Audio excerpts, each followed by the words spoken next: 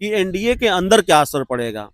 Bharatiya Janata party को उसके जो सहयोगी दल आंख दिखा रहे थे, और खासकर जीतन राम मांझी।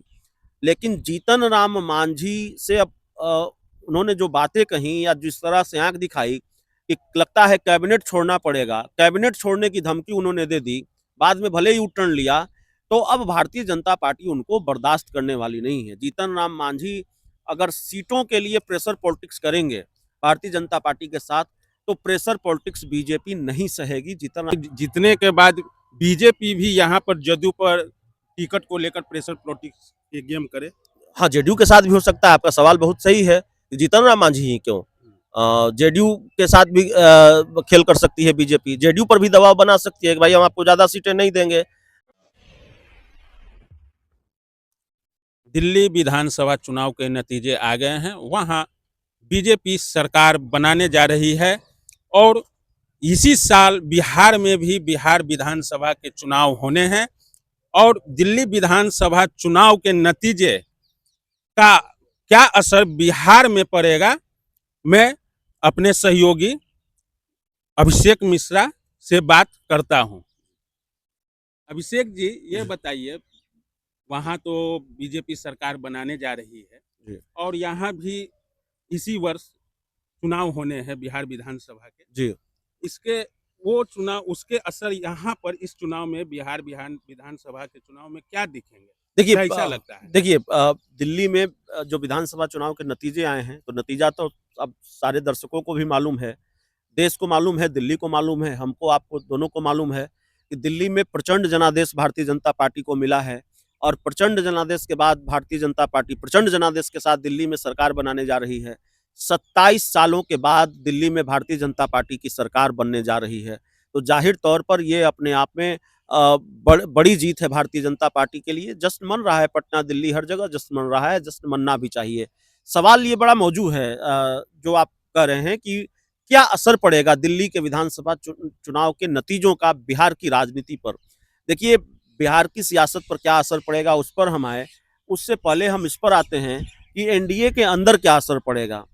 भारतीय जनता पार्टी को उसके जो सहयोगी दल आंख दिखा रहे थे, और खासकर जीतन राम मांझी जीतन राम मांझी जिस तरह से आंख दिखा रहे थे और कह रहे थे कि भाई आप दिल्ली में चिराग पासवान को, जेडीयू को सीटें दे देते हैं, झारखंड में सीटें दे देते हैं, और हमें आप भाव नहीं देते या हमें सीटें नहीं देते, हमारी ताकत आप नहीं समझते हैं, तो हम आपको बिहार में ताकत दिखाएंगे।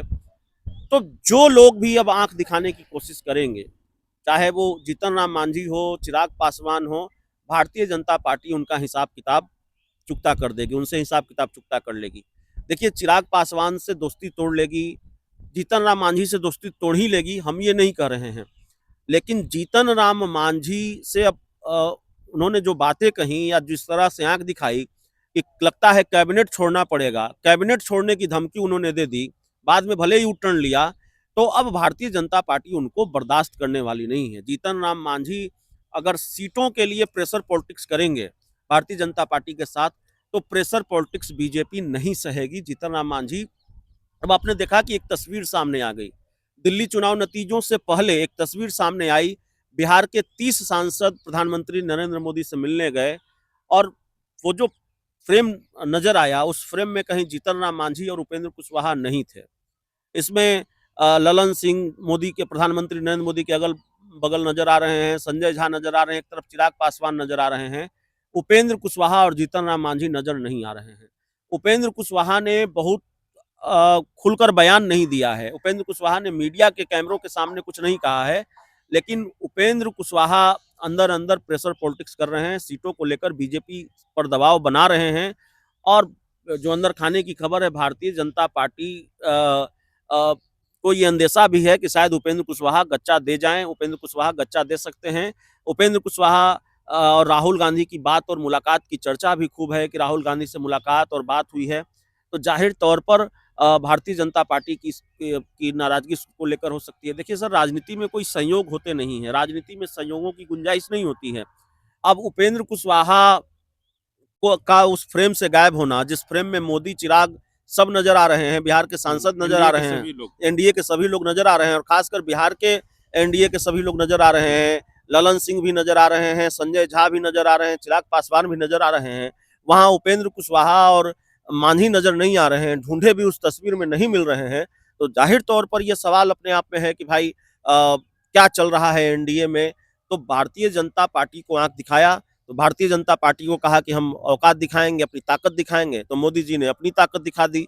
तो ये खेल एनडीए में चल रहा है। अब असर यही पड़ेगा कि अब भारतीय जनता पार्टी का जोश हाई है दिल्ली चुनाव नतीजों के बाद, दिल्ली चुनाव जीतने के बाद। अब बिहार के सहयोगी दल या जीतन राम मांझी एक सांसद वाली पार्टी उनकी पार्टी है और वो बीजेपी को आंख दिखाना चाहेंगे सीटों के लिए। तो जीतन राम मांझी एनडीए के अगले पशुपति पारस हो जाएंगे, यानी बीजेपी उनको पूरी तरह से किनारे लगा देगी। तो कोई हैरानी नहीं होनी चाहिए। चिराग पासवान और जीतन राम मांझी के बीच की जो सियासी लड़ाई है, और बीजेपी को अगर जरूरत पड़ी, चिराग पासवान ने बहुत दबाव बनाया, मांझी और चिराग की जो लड़ाई है और तेज हुई, और बीजेपी को चुनने की जरूरत पड़ी कि चिराग या मांझी में से किसी को चुनना है, तो वो चिराग को ही चुनेंगी, मांझी को नहीं चुनेंगी। और बीजेपी को ये बहाना भी मिल गया है कि भाई आप कह रहे हैं कि औकात दिखा देंगे, ताकत दिखा देंगे, हम कैबिनेट छोड़ देंगे। तो बीजेपी ने बहाना ढूंढ लिया है और जाहिर तौर पर अब वो फ्रंट फुट पर खेल रही है। सहयोगी दल उस पर प्रेशर बहुत नहीं बना पाएंगे, और खासकर जीतन राम मांझी तो प्रेशर पॉलिटिक्स बीजेपी के साथ नहीं कर पाएंगे। ऐसा भी तो हो सकता है कि जीतने के बाद बीजेपी भी यहाँ पर जदयू पर टिकट को लेकर प्रेशर पॉलिटिक्स की गेम करे। हाँ, जेडीयू के साथ भी हो सकता है। आपका सवाल बहुत सही है कि जीतन राम मांझी ही क्यों, जेडीयू के साथ भी खेल कर सकती है बीजेपी। जेडीयू पर भी दबाव बना सकती है कि भाई हम आपको ज्यादा सीटें नहीं देंगे, आप सीटों की डिमांड जो आपकी है, आपकी बार्गेनिंग पावर, जेडीयू की बार्गेनिंग पावर कम हुई है इस बीजेपी की जीत के साथ, कि भाई हम देखिए दिल्ली में हमारा ये प्रदर्शन रहा है, बिहार में भी हमको सरकार बनानी है, तो आप जो 120, 125 या 115 सीट मांगेंगे तो हम नहीं दे पाएंगे आपको, मैक्सिमम सीटों पर लड़ेंगे। आपके साथ सम्मानजनक समझौता हो सकता है, 100 सीटें 90 सीटें मिल सकती है आपको, लेकिन 115 120 सीटें जेडीयू को बीजेपी नहीं दे सकती है। तो आपका सवाल बहुत सही है कि जीतन राम मांझी ही क्यों, बीजेपी के खेल के शिकार जेडीयू भी हो सकती है, और बीजेपी जेडीयू के साथ भी खेल कर सकती है। जी, मैं ये अंतिम एक और क्वेश्चन करना चाहता हूँ। गाहे बगाहे हमेशा इधर हाल के दिनों में देखे होंगे कि विजय सिन्हा ने भी कुछ इशारों में, भले उसको उन्होंने बाद में काटा और उन खबर को उन्होंने जी, किनारा किया, लेकिन उन्होंने गाहे बगाहे कहीं ना कहीं बीजेपी को सत्ता में आने की बात कही, जिसको लेकर कुछ समय के लिए राजनीति में हलचल भी मची। जी, हालांकि उन्होंने फिर अपने बयान को उन्होंने कुछ दूसरे तरह से वापस ले लिया। जी। तो कहीं ना कहीं इन लोग बीजेपी को कहीं ना कहीं ये तो नहीं कि मैं ही बिहार की सत्ता पे राज करूं किसी न किसी रूप में। जी, नहीं, बीजेपी चाहती है कि अपना मुख्यमंत्री हो, ये तो बीजेपी का सपना रहा है। विजय सिन्हा ने तो बहुत क्लियर कह दिया कि भाई भारतीय जनता पार्टी के कार्यकर्ताओं की कलेजे की तड़प तब शांत होगी जब बिहार में बीजेपी की अपनी सरकार होगी। बीजेपी की अपनी सरकार नहीं है बिहार में, जेडीयू बीजेपी की सरकार है, तो इसका मतलब वो इसको अपनी सरकार नहीं मानते हैं, और उनके कहने का मतलब ये था कि मुख्यमंत्री बीजेपी का होना चाहिए। तो ये खेल आज हो कल हो, लेकिन ये खेल तो होना है। नीतीश कुमार की कुर्सी पर अब बीजेपी की नजर है, और इस पर अब बीजेपी समझौता नहीं करने वाली। पहले जब किया तब किया, आज तक कर रही है। 2025 के चुनाव नतीजों के बाद बड़ा खेल देखने को मिलेगा। ये थे मेरे सहयोगी अभिषेक मिश्रा जी, जिन्होंने आने वाले बिहार की राजनीति में क्या हलचल मच सकती है